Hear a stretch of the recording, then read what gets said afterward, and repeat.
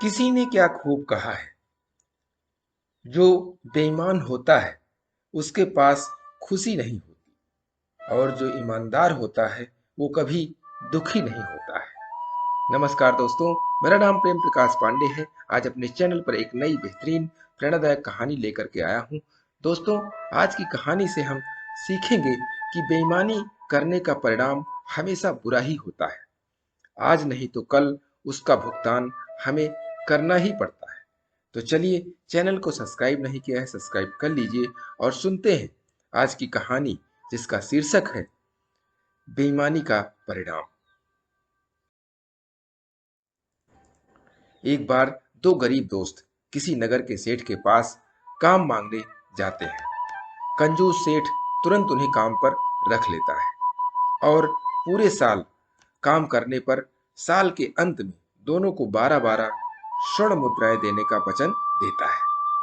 सेठ यह भी शर्त रखता है कि अगर उन्होंने काम ठीक से नहीं किया या किसी आदेश का उल्लंघन किया तो उस एक गलती के बदले में 4 स्वर्ण मुद्राएं तनख्वाह से काट लेगा।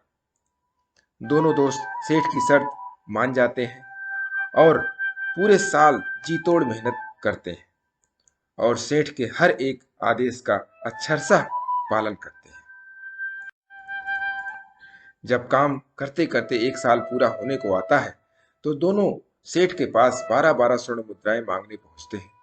मुद्राएं मांगने पर सेठ बोलता है, अभी साल का आखिरी दिन पूरा नहीं हुआ है और मुझे तुम दोनों से आज ही 3 काम और करवाने हैं।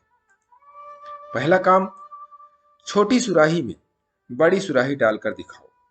दूसरा काम, दुकान में पड़े गीले अनाज को बिना बाहर निकाले सुखाओ।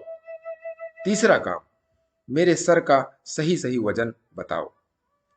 यह तो असंभव है, दोनों दोस्त एक साथ बोल पड़े। ठीक है, तो फिर यहां से चले जाओ। इन तीनों कामों को न कर पाने के कारण मैं हर एक काम के लिए 4 स्वर्ण मुद्राएं काट रहा हूं। मक्कार सेठ की इस धोखाधड़ी से उदास होकर दोनों दोस्त नगर से जाने लगते हैं। उन्हें ऐसे जाता देखकर एक चतुर पंडित उन्हें अपने पास बुलाता है और पूरी बात समझने के बाद उन्हें वापस सेठ के पास भेजता है। सेठ के पास पहुंच दोनों मित्र बोलते हैं, सेठ जी, अभी आधा दिन बाकी है, हम आपके तीनों काम किए देते हैं। और दोनों दुकान के अंदर घुसकर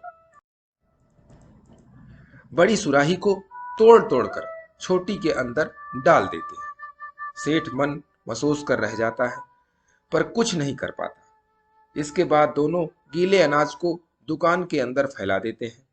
अरे, फैलाने भर से भला ये कैसे सूखेगा, इसके लिए तो धूप और हवा चाहिए, सेठ मुस्कुराते हुए कहता है। देखते जाइए, ऐसा कहते हुए दोनों मित्र हथौड़ा उठा आगे बढ़ जाते हैं।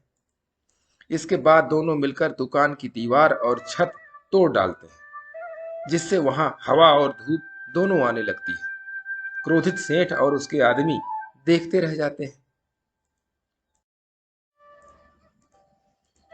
किसी की भी उन्हें रोकने की हिम्मत नहीं होती। अब आखिरी काम बचा होता है। दोनों मित्र तलवार लेकर सेठ के सामने खड़े हो जाते हैं और कहते हैं, मालिक, आपके सिर का सही सही वजन तौलने के लिए इसे धड़ से अलग करना होगा। कृपया बिना हिले स्थिर खड़े रहें। अब सेठ को समझ आ जाता है कि वह गरीबों का हक इस तरह से नहीं मार सकता और बिना कोई और नाटक किए वह उन दोनों को 12-12 स्वर्ण मुद्राएं सौंप देता है। दोस्तों, बेईमानी का फल हमेशा बुरा ही होता है। सेठ की तरह इस दुनिया में बहुत से लोग हैं जो दूसरों का हक मारकर बैठ जाते हैं और उनका कहीं ना कहीं नुकसान हो ही जाता है और उनको पता नहीं चलता है। इसीलिए बेईमानी नहीं करनी चाहिए और अपने अंदर एक अच्छे इंसान का गुण बनाए रखने के लिए प्रतिदिन सुबह 5:30 बजे एक नई कहानी, एक नई उमंग से करें दिन की शुरुआत। तब तक के लिए छोटों से मिले प्यार और बड़ों से मिले आशीर्वाद और भगवान के सहारे के साथ यही कहूंगा, काम तो सभी करते हैं, पर काम करो कुछ ऐसा कि उदाहरण बन जाए। ये छोटी सी स्टोरी आपको अच्छी लगी तो लाइक कीजिए, शेयर कीजिए अपने मित्रों में भी और कमेंट जरूर करिए और चैनल को अभी तक सब्सक्राइब नहीं किया है तो सब्सक्राइब कर लीजिए और नई नई बेहतरीन मोटिवेशनल स्टोरी आपको प्रत्येक सुबह मिलती रहे, इसके लिए प्रेस बेल आइकन।